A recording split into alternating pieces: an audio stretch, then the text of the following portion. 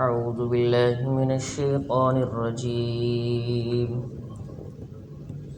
بسم الله الرحمن الرحيم. ولا تنكحوا المشركات حتى يؤمنوا ولأمة مؤمنة خير من مشركة ولو أعجبتكم ولا تنكحوا المشركين حتى يؤمنوا ولعبد مؤمن خير من مشرك ولو أعجبكم أولئك يدعون إلى النار والله يدعو إلى الجنة والمغفرة بإذنه ويبين آياته للناس لعلهم يتذكرون. صدق الله العظيم وصدق رسوله النبي الكريم ونحن على ذلك لمن الشاهدين والشاكرين والحمد لله رب العالمين.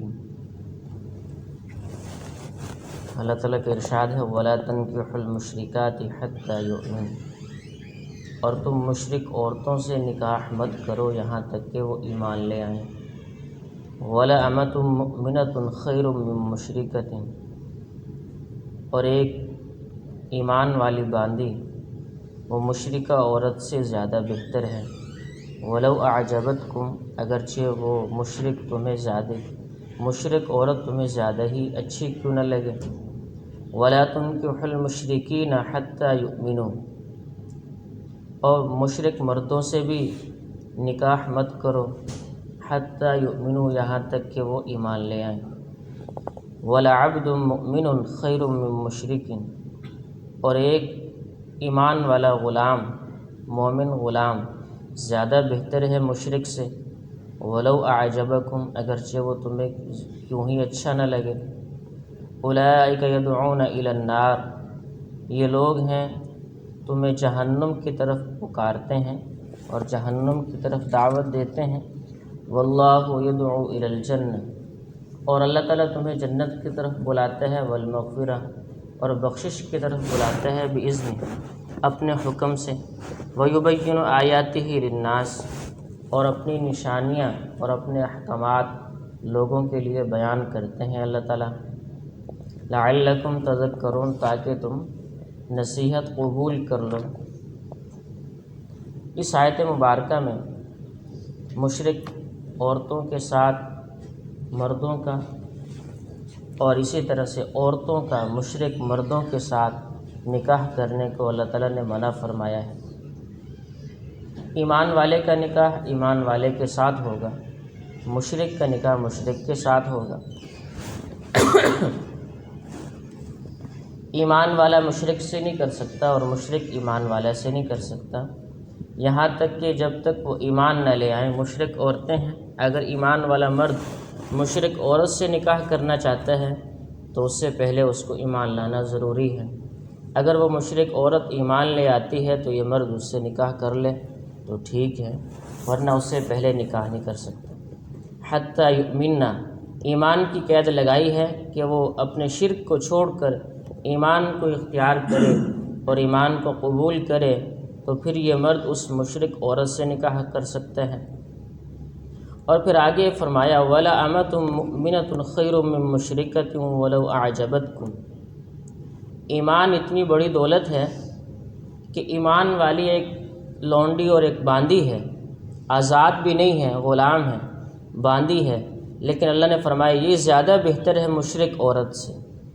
اللہ کے ہاں زیادہ پسندیدہ اور اللہ کے ہاں زیادہ عزت والی ایمان والی باندی ہی ہے، مشرک آزاد عورت سے زیادہ بہتر ہے. وَلَوْ أَعْجَبَتْكُمْ، اگرچہ وہ مشرک عورت تمہیں زیادہ اچھی لگے اور وہ جسامت کے اعتبار سے، ویسے اپنے شرافت کے اعتبار سے اور اسی طرح سے دیگر دنیاوی اسباب کے اعتبار سے اس کے پاس زیادہ ہیں اور وہ تمہیں زیادہ اچھی لگتی ہے، لیکن اس سے بہتر اللہ نے فرمایا ایمان والی باندی ہے، اگرچہ وہ آزاد نہیں ہے لیکن ہے تو ایمان والی. اس ایمان کی بدولت یہ زیادہ اللہ کے ہاں عزت والی ہے۔ تو مشرک عورت سے نکاح نہیں کیا جائے گا یہاں تک کہ وہ ایمان نہ لے آئے۔ جب ایمان لے آئے گی تو پھر اس سے نکاح کیا جا سکتا ہے، اس سے پہلے نہیں۔ اگر مشرک عورت ہے اور ادھر سے ایمان والی باندی ہے تو عورت کو چھوڑ کر، مشرکہ عورت کو چھوڑ کر ایمان والی باندی کو ہی لے لیا جائے تو یہ اللہ کے ہاں زیادہ پسندیدہ ہے۔ وَلَا تُنْكِحُوا الْمُشْرِكِينَ حَتَّى يُؤْمِنُوا۔ اب یہاں پر عورتوں کو بھی منع کیا گیا کہ تم مشرک مردوں سے بھی نکاح نہ کرو، حالانکہ پیچھے جیسے فرمایا مردوں سے فرمایا کہ تم مشرک عورتوں سے نکاح نہ کرو، تو اس کے اندر عورتیں بھی داخل تھیں۔ جو احکامات مردوں کے لیے ذکر فرماتے ہیں اس میں عورتیں بھی شامل ہوتی ہیں، لیکن الگ سے عورتوں کو ذکر فرمایا کہ تم مشرک مردوں سے بھی نکاح نہ کرو۔ جیسے مردوں سے فرمایا کہ تم مشرک عورتوں سے نکاح نہ کرو، ایسے ہی عورتوں سے فرمایا کہ تم مشرک مردوں سے بھی نکاح نہ کرو، حتی یؤمنوا، یہاں تک کہ وہ ایمان لیں۔ عورتیں ایمان والی ہیں اور وہ مشرک مرد سے نکاح کرنا چاہتی ہیں، ایسے نہیں، یہاں تک کہ وہ ایمان لے آئے مشرک مرد، اس کے بعد وہ نکاح کر سکتی ہیں، ایمان لانے سے پہلے نہیں کر سکتے۔ شرک میرے دوستو ایسا بڑا گناہ ہے اور ایسا غلیظ گناہ ہے کہ جس کے بارے میں اللہ نے فرمایا ہے ان اللہ لا یغفر ان یشرک بہ ویغفر ما دون ذلک لمن یشاء، کہ شرک والے گناہ کو تو اللہ فرماتے ہیں میں معاف نہیں کروں گا، جو میرے ساتھ شریک کرے گا اس کے علاوہ جس کے گناہوں کو چاہوں گا میں معاف کر دوں گا۔ اللہ تعالیٰ کو شرک پسند نہیں، ذرا سا بھی اللہ کے ساتھ کوئی کسی کو شریک کر دے تو اللہ فرماتے ہیں اب تم اسی سے جا کر بدلہ لو۔ اس لیے آتا ہے کہ جس نے دکھلاوے کے لیے نماز پڑھی اس نے بھی شرک کیا، اور جس نے دکھلاوے کے لیے روزہ رکھا اس نے بھی شرک کیا، اور جس نے دکھلاوے کے لیے صدقہ دیا کہ تاکہ لوگ مجھے کہیں گے تو اس نے بھی شرک کیا۔ اگر اللہ کی رضا کے ساتھ کچھ اور بھی شامل ہو گیا، کسی کا دکھلاوا بھی شامل ہو گیا کہ مجھے لوگ تاکہ بعد میں لوگ میری خدمت کریں گے اور تاکہ بعد میں لوگ میرا خیال رکھیں گے، اس لیے میں خرچ کر رہا ہوں، اس لیے میں دے رہا ہوں، تو اس میں اللہ کی رضا نہیں میرے دوستو۔ خالصتاً اللہ کی رضا کے لیے جو عمل ہوگا وہ اللہ کے ہاں قابل قبول ہے، اور عمل کے قبول ہونے کی شرائط میں سے ایک شرط ہے کہ اس میں اخلاص ہو، اللہ کی رضا ہو۔ تو وہی فرمایا عورتوں سے کہ تم بھی مشرک مردوں سے نکاح نہ کرو یہاں تک کہ وہ ایمان لے آئیں۔ وَلَعَبْدٌ مُؤْمِنٌ، اگر تمہیں مشرک، ایک طرف مشرک مرد ہے اور دوسری طرف غلام ہے لیکن وہ ایمان والا ہے، غلام ہے وہ ایمان والا ہے، تو اللہ نے فرمایا اس غلام کو پسند کرو، اس سے بہتر ہے یہ اس مشرک مرد سے۔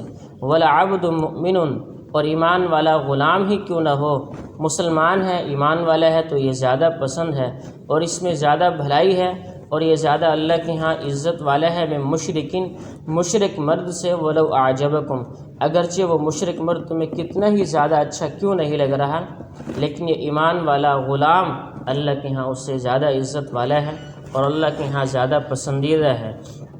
اولئک یدعون الی النار، یہ جو مشرک مرد ہیں چاہے مشرک عورتیں ہیں، یہ تو تم کو جہنم کی طرف دعوت دیتے ہیں اور جہنم کی طرف بلا رہے ہیں۔ واللہ یدعو الی الجنہ، اور اللہ تعالیٰ ہے جو جنت کی طرف بلا رہے ہیں، جنت کی طرف پکار رہے ہیں، والمغفرۃ باذنہ، اور اپنی بخشش کی طرف پکار رہے ہیں اپنے حکم سے۔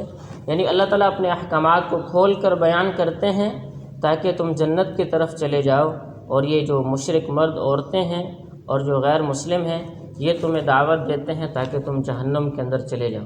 اب اللہ نے انسان کو سمجھ دی ہے، چاہے وہ اللہ کی دعوت کی پکار کے لبیک کہے یا مشرک کی پکار پر لبیک کہے، تو مشرک کی پکار پر کہا تو جہنم، اور اللہ کی پکار پر لبیک کہا تو جنت۔ وَيُبَيِّنُ آیَاتِهِ لِلنَّاسِ، اور اللہ تعالیٰ اپنے احکامات کو کھول کر بیان کرتے ہیں لوگوں کے لیے، اس میں کسی قسم کی پوشیدگی نہیں ہوتی، کھول کر اس کو بیان کرتے ہیں لعلہم یتذکرون، تاکہ وہ نصیحت قبول کر لیں اور تاکہ ان کو بات سمجھ میں آ جائے۔ تو اس لیے ہر حال میں اللہ کے حکم کو دیکھ کر چلنا، اسی میں ہی ہماری بھلائی ہے اور اسی میں ہی ہماری خیر ہے اور اسی کے اندر ہی نجات ہے۔ چاہے وہ کسی موقع پر کوئی بھی حکم ہو، اسی حکم کو دیکھ کر انسان چلے گا تو اللہ اس کو عزت دیں گے اور اس کو کامیابی دیں گے، اور اگر اس حکم کو چھوڑ دے گا اپنی منچاہی کے مطابق ظاہری